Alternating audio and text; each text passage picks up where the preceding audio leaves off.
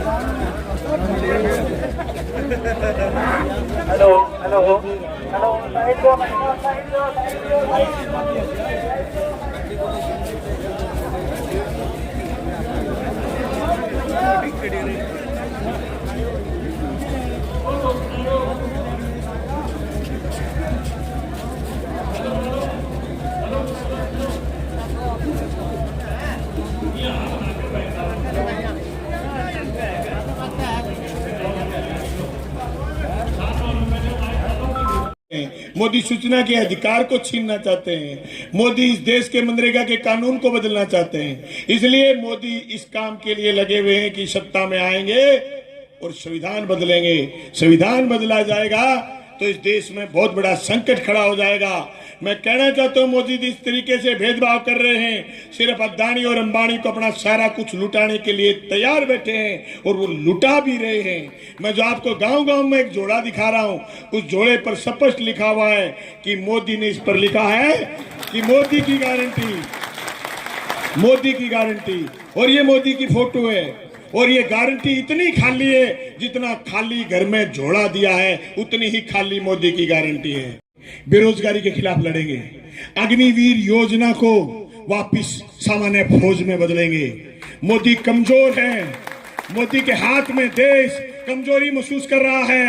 उसने अग्निवीर चला करके देश की सेना को तोड़ने का काम करा है।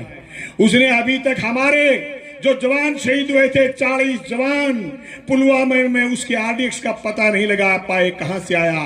मोदी कमजोर है। अरुणाचल प्रदेश में 12,000 स्क्वायर मीटर जगह में चीन घुसा हुआ है। मोदी कमजोर है। अदानी और अंबानी लूट रहे हैं, मोदी उनका साथ मिला हुआ है। इसलिए हम सब लोगों की जिम्मेदारी बढ़ती है। मुझे बाबा साहब इसलिए याद आते हैं, जिस शहीद आजम भगत सिंह ने हंसते हंसते फांसी का फंदा चूमा था। क्या अदानी और अंबानी के लिए चूमा था? इस देश की जनता के लिए चूमा था। आइए, बेचैनी हमें जीने नहीं देगी। चलो उठो, कोहराम मचा दो। 19 तारीख को सारे के सारे लोग इंडिया गठबंधन को जिता दो। यही आह्वान करते हुए मैं तमाम साथियों से कहना चाहता हूं कि अब दिन बचे। आदमी गलती करता है, दोहरानी नहीं चाहिए, और जो गलती करे और उस गलती को दोहराए, उसे इतिहास कभी माफ नहीं करता। जो विधानसभा के चुनाव में गलती करी थी, अगर वो गलती अब कर गए, मिट जाओगे।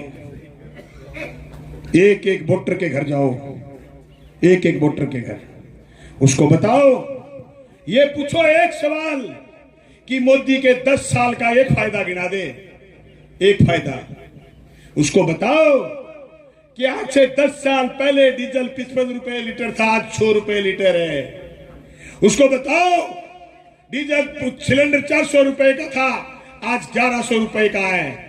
उसको बताओ हर साल गांव में 5-4 छोरे फौजी लगते थे, 4 साल हो गई फौज बंद हो गई।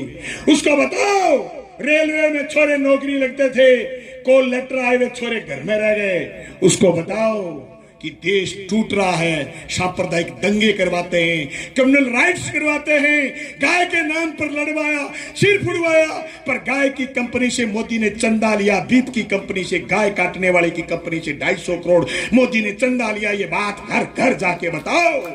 जब तक आपके डाले हुए वोट से हाथ दिख नहीं जाए, मशीन छोड़ के बाहर नहीं निकलोगे। घर घर में ये बात बतानी, वोट डालते ही हाथ का पंजा दिख जाए, अब की बार गिनती वीवी पेट की करवाएंगे। इसलिए सारे साथी गंभीरता से ध्यान रखें। अगर ये इलेक्ट्रोल बॉन्ड का पैसा इस्तेमाल करने के लिए गांव में आए, आपको पता लग जाए, मुझे फोन नहीं करोगे, जो पैसा बांटने आए उसकी बैग खोस करके और बांट दोगे पैसा।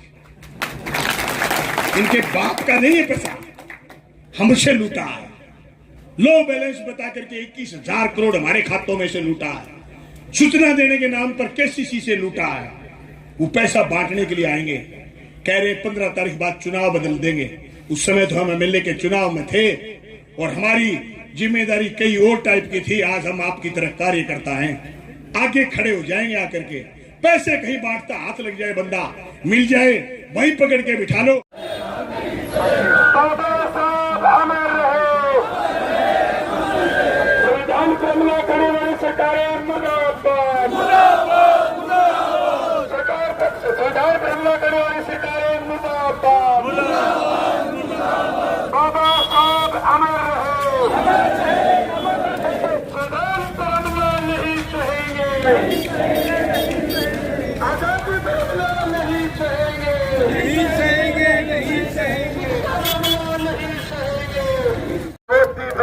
देश बचाओ,